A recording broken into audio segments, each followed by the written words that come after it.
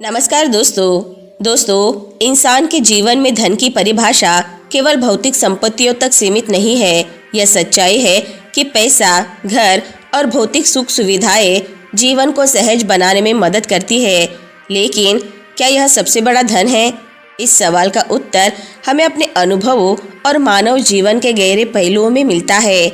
इंसान का सबसे बड़ा धन उसके सुख और संतोषपूर्ण जीवन जीने की क्षमता है। यह धन कई रूपों में प्रकट होता है, जैसे अच्छे स्वास्थ्य, सच्चे संबंध, नैतिक मूल्यों और ज्ञान। एक व्यक्ति चाहे कितना भी धनवान हो, यदि वह स्वास्थ्यहीन है या रिश्तों में खालीपन महसूस करता है, तो वह कभी वास्तविक खुशी और संतोष का अनुभव नहीं कर सकता। जीवन के इस गहरे सत्य को समझने के लिए हमें उन अनगिनत लोगों की कहानियों की ओर देखना चाहिए, जिन्होंने विपरीत परिस्थितियों में भी आनंद और आत्मिक शांति प्राप्त की है। यह स्पष्ट करता है कि सबसे बड़ा धन वह है जो जीवन को अर्थ और उद्देश्य प्रदान करता है। वो कैसे? आइए जानते हैं आज की इस कहानी के माध्यम से। उससे पहले अगर आप हमारे चैनल पर नए हैं तो हमारे चैनल को लाइक, शेयर और सब्सक्राइब जरूर से कर ले। तो चलिए दर्शकों, शुरू करते हैं आज की कहानी को। दोस्तों, प्राचीन समय की बात है। संपन्नपुर नामक एक छोटा सा गांव, जो अपनी प्राकृतिक सुंदरता और शांतिपूर्ण वातावरण के लिए प्रसिद्ध था।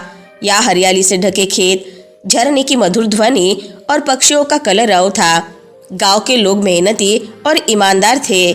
माधव गांव का सबसे बड़ा ईमानदार और साधारण किसान था।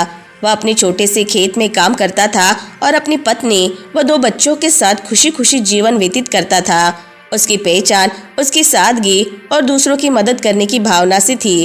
राजकुमार आदित्य पास के राज्य आनंदगढ़ के राजा का इकलौता पुत्र था। वह महल के वैभव, ऐश्वर्य और विलासिता में पला बड़ा था, लेकिन भीतर से वह बेचैन था। उसे हमेशा यह लगता था कि उसके पास सब कुछ होते हुए भी वह कुछ महत्वपूर्ण चीज को नहीं समझ पाया है। संत अत्रि एक ज्ञानी और अनुभवी तपस्वी थे, जो गांव के पास के जंगल में कुटिया बनाकर रहते थे। लोग उनकी शिक्षाओं और सलाह के लिए उनके पास आते थे। एक दिन राजकुमार आदित्य अपने गुरु से पूछता है, गुरुदेव, मेरे पास सब कुछ है, धन, महल, सेवक और ऐश्वर्य, फिर भी मैं खुद को अधूरा महसूस करता हूँ। क्या आप मुझे बता सकते हैं कि जीवन का सबसे बड़ा धन क्या है? गुरु मुस्कुराए और बोले, राजकुमार, इस प्रश्न का उत्तर तुम्हें गांव संपन्नपुर में मिलेगा। वहां जाकर माधव नामक किसान से मिलो, वह तुम्हें सच्चे धन का मार्ग दिखाएगा। राजकुमार ने उसी दिन अपने घोड़े पर सवार होकर संपन्नपुर जाने का निश्चय किया। संपन्नपुर पहुंचकर राजकुमार ने माधव को अपने खेत में काम करते देखा। उसने अपने सेवकों से कहा कि माधव को बुलाया जाए।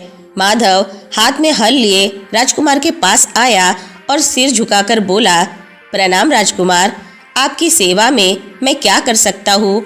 राजकुमार ने कहा, मुझे बताया गया है कि तुम मुझे जीवन का सबसे बड़ा धन सिखा सकते हो। क्या तुम मुझे यह बता सकते हो? माधव मुस्कुराया और बोला, राजकुमार, जीवन का सबसे बड़ा धन केवल शब्दों से समझाया नहीं जा सकता, इसे महसूस करना पड़ता है। अगर आप मेरे साथ समय बिताए तो मैं आपको दिखा सकता हूँ। माधव राजकुमार को गांव के अमीर व्यापारी महाजन गणेशलाल के घर ले गया। गणेशलाल सोने और चांदी से भरे अपने खजाने के साथ बैठा हुआ था। वह अपने नौकर को डांट रहा था, क्योंकि उसने एक सिक्का कम गिना था।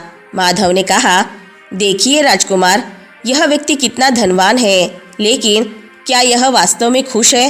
राजकुमार ने गणेशलाल से पूछा, आपके पास इतना धन है, फिर भी आप क्रोधित क्यों है? गणेशलाल ने कहा, धन के बिना जीवन अधूरा है, लेकिन जितना धन आता है उतनी ही चिंता बढ़ती है। आगे चलकर माधव राजकुमार को एक वृद्ध किसान के पास ले गया। वह किसान एक टूटी हुई झोपड़ी में रहता था। माधव ने कहा, यह बूढ़ा व्यक्ति सारा जीवन पैसा कमाने में लगा रहा, लेकिन आज वह अकेला और बीमार है। धन ने इसे सुख नहीं दिया।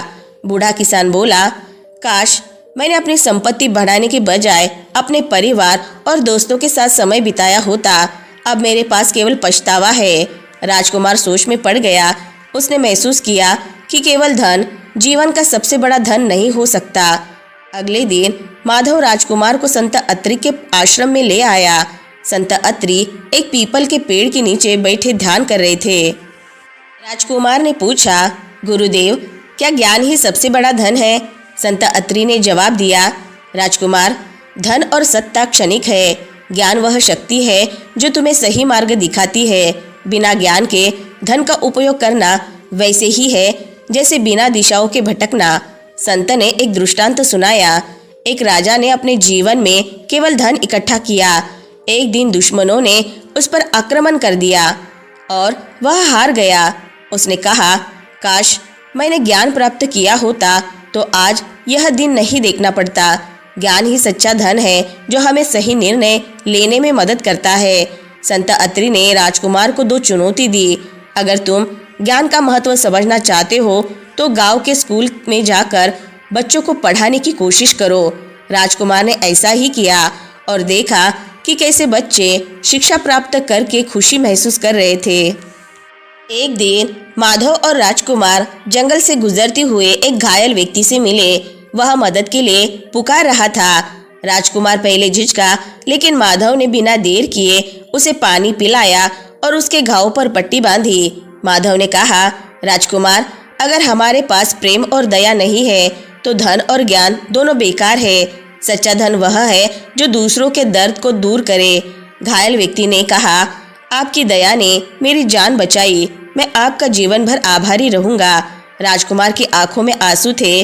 उसने महसूस किया कि सच्चा सुख दूसरों की मदद करने और प्रेम बांटने में है। राजकुमार आदित्य महल में वापस गया और अपने पिता से कहा, पिताजी, मैंने जीवन का सबसे बड़ा धन खोज लिया है। यह धन है ज्ञान, प्रेम और दया। राजा ने खुश होकर आदित्य को राज्य की जिम्मेदारी सौंपी। आदित्य ने शिक्षा, समानता और परोपकार को बढ़ावा दिया। संत अत्रि ने कहा, जीवन का सबसे बड़ा धन वह है जो न केवल तुम्हें समृद्ध करे बल्कि दूसरों को भी सुख दे। ज्ञान, प्रेम और दया ही जीवन का असली धन है। दोस्तों, यह कहानी हमें यह सिखाती है कि धन और वैभव जीवन में सब कुछ नहीं है। असली खुशी और संतोष केवल ज्ञान, प्रेम और दया में है। यही तीनों सच्चे धन हैं जो जीवन को समृद्ध और सार्थक बनाते हैं। दोस्तों, इंसान के जीवन का सबसे बड़ा धन भौतिक संपत्ति या पैसा नहीं, बल्कि उसका मानसिक और भावनात्मक संतुलन, अच्छे रिश्ते, स्वास्थ्य और आत्मिक शांति है। ये वे मूल्य है जो जीवन को सार्थक और आनंदमय बनाते हैं। जीवन की सच्ची संपदा वह संतोष है जो हमें अपनी परिस्थितियों में खुश रहना सिखाती है। सच्चा धन वह है जो न तो खो सकता है और न ही चोरी किया जा सकता है। यह हमारे चरित्र, विचार और कर्मों में छिपा होता है। इसीलिए हमें अपनी प्राथमिकताओं को समझते हुए बाहरी सुख के पीछे भागने की बजाय आंतरिक शांति और खुशी को अपना लक्ष्य बनाना चाहिए। यही जीवन का वास्तविक धन है। तो दोस्तों, आज की कहानी से आपको बहुत कुछ सीखने को मिला होगा। वीडियो अगर पसंद आई होगी तो वीडियो को लाइक, शेयर और चैनल को सब्सक्राइब जरूर से कर ले। मिलते हैं नेक्स्ट वीडियो में। तब तक के लिए अपना ख्याल रखें। धन्यवाद।